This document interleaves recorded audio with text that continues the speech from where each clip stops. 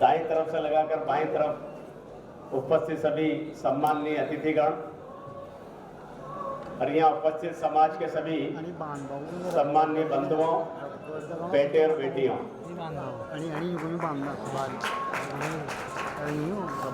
आखिर क्षमता की भी वो सीमा होती है ना।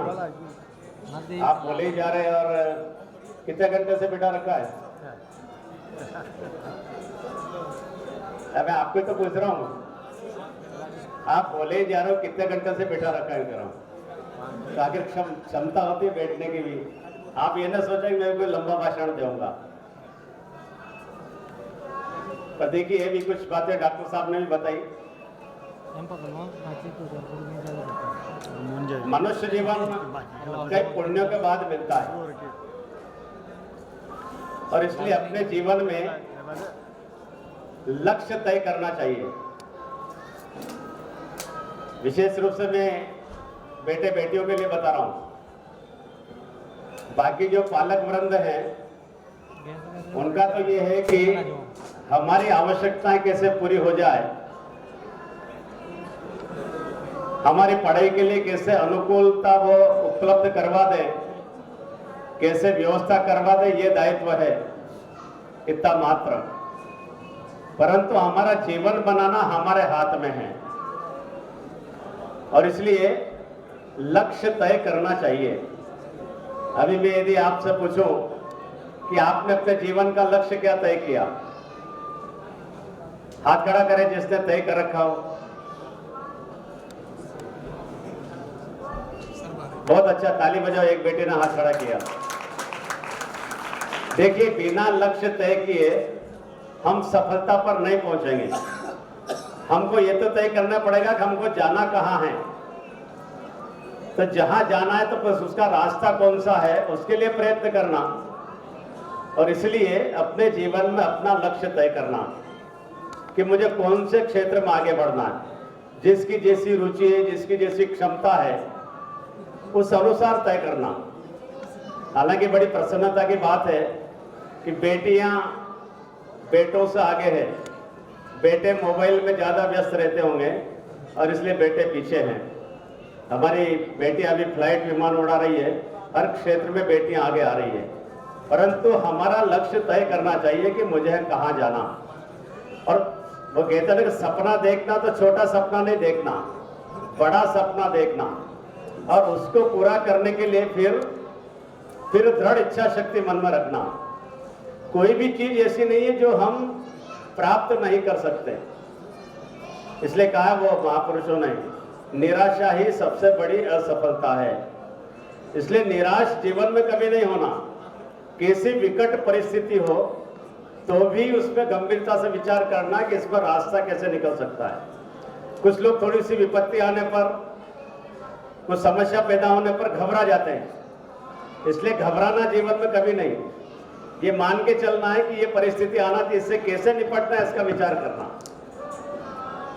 यदि मैं सोचता हूँ कि इस हिसाब से हमने विचार किया तो निश्चित रूप से भगवान रास्ता बताता है। वो कहते भगवान भी दुर्बल को सहायता नहीं करता, जिसमें हिम्मत होती उसी की सहायता करता है। और इसलिए हमेशा हिम्मत रखना।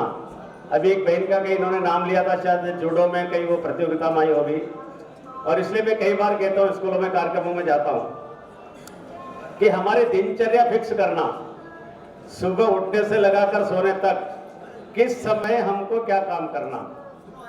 तो हमारे पास समय कम पड़ना चाहिए। नहीं तो कुछ लोग ऐसे हैं, क्या कर रहे हैं भाई, टाइम पास करना। तो टाइम पास करने वाला कभी आगे नहीं बढ़ता। हमारा समय कम पड़ना चाहिए, इसलिए दिनचर्या फिक्स करना, कितने घंटे पढ़ाई करना, कितने घंटे खेलना, बाकी विभिन्न दिन भर का कार्यक्रम। और इसलिए हमारा सर्वांगीण विकास हो, इसके लिए हमारा शारीरिक भी ठीक होना चाहिए। शरीर दुबला पतला से काम नहीं चलेगा। जरा किसी को मुक्का एक एक दो हाथ करना है तो भी बेटियों को भी पीछे रहने की जरूरत नहीं है। इसलिए जूडो कराटे भी सीखना। मैं इसलिए कह रहा हूँ कि मैं भी जूडो कराटे का शिक्षक रहा हूँ, संघ में नियुक्त का शिक्षक रहा हूँ। और मैं इसलिए आग्रह करता हूँ कि हमारा शारीरिक ठीक रहना चाहिए, नियमित रूप से शारीरिक। आजकल तो योगासन है, प्राणायाम है, किसी प्रकार का जैसी रुचि को करना चाहिए।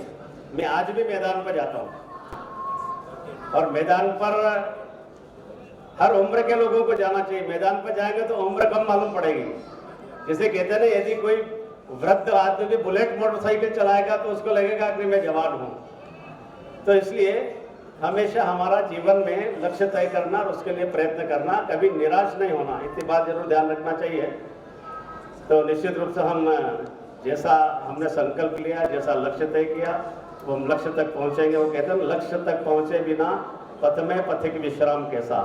तो आप निश्चित रूप से प्रयत्न करें। मुझे बड़ी प्रसन्नता हुई कि कई बेटियों के 99%, 98% इस प्रकार के मार्क्स आए हैं। हमारे यहाँ भानपुरा में, जो कि वे भी आपके आदर्श विद्या मंदिर है, हमारे यहाँ सरस्वती विद्या मंदिर है। और सरस्वती विद्या मंदिर का काम मेरे जुम्मेरा मंदसौर जिले में। तो कुछ विद्यार्थी हमारे यहाँ भानपुरा में एक 600 में से 596 नंबर उसके आए थे, 596 आउट ऑफ 600। उसने रीचेकिंग का आवेदन लगाया कि मेरे 4 नंबर कैसे काट लिए, ये कम कैसे आ गए। तो इसलिए हमको ये तय करना चाहिए, क्योंकि देखिए मैं कहता हूँ पुस्तक तो पाठ्यक्रम की इतनी बड़ी है ना, उसको हम साल भर पढ़ते हैं। केवल परीक्षा के दिन में नहीं पढ़ना, साल भर पढ़ना। तो मैं सोचता हूँ कि निश्चित रूप से और हम हमारे जीवन को भी सफल करेंगे, हमारे परिवार की प्रतिष्ठा बढ़ाएंगे और सामाजिक क्षेत्र में समाज की भी प्रतिष्ठा हम बढ़ाने में हम सहभागी होंगे। मेरी आप सभी बहनों के प्रति ढेर सारी शुभकामनाएं। आपके उज्जवल भविष्य की कामना करते हुए मैं अपनी बात समाप्त करता हूं। धन्यवाद। बहुत बहुत धन्यवाद आदरणीय देवीलाल जी राठौर साहब, मुख्य अतिथि हमारे स्थानीय समारोह। उठो रुको मत जब तक कि लक्ष्य की प्राप्ति नहीं हो जाए। स्वामी विवेकानंद के सिद्धांत पर चलने वाले हमारे आदरणीय एमएलए साहब, जिन्होंने बालकों को बहुत अच्छी बात बताई कि लक्ष्य की प्राप्ति अगर हम चाहें तो जब तक प्राप्त नहीं हो जाए में रुकना नहीं चाहिए। बहुत बहुत धन्यवाद। मैं ज्यादा बिना किसी भूमिका के साथ हमारी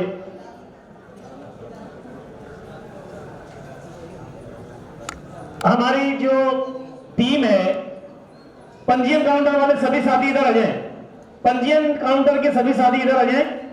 मैं हमारे आदरणीय सम्माननीय खानपुर के विधायक श्रीमान नरेंद्र जी नागर साहब, जो हमारे क्षेत्र के सब कुछ और हमारे मार्गदर्शक हैं, सामाजिक, राजनीतिक या पारिवारिक कार्यक्रमों में बराबर 80 गांव सुमेर क्षेत्र में अपनी विशेष और महत्वपूर्ण भूमिका रखते हैं। मैं आपको हमारे बालकों के आशीर्वचन के लिए सादर आमंत्रित करूंगा। पधारें और उद्बोधित करें समस्त बालकों को। आदरणीय नरेंद्र जी नागर साहब, मुख्य अतिथि स्थानीय प्रतिभा सम्मान समारोह। जोरदार तालियों के साथ अभिनंदन स्वागत आदरणीय नरेंद्र जी नागर साहब।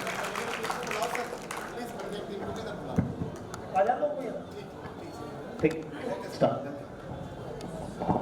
जय बोलो धरणीधर भगवान की। अब ज्यादा इंतजार हम भोजन बनवा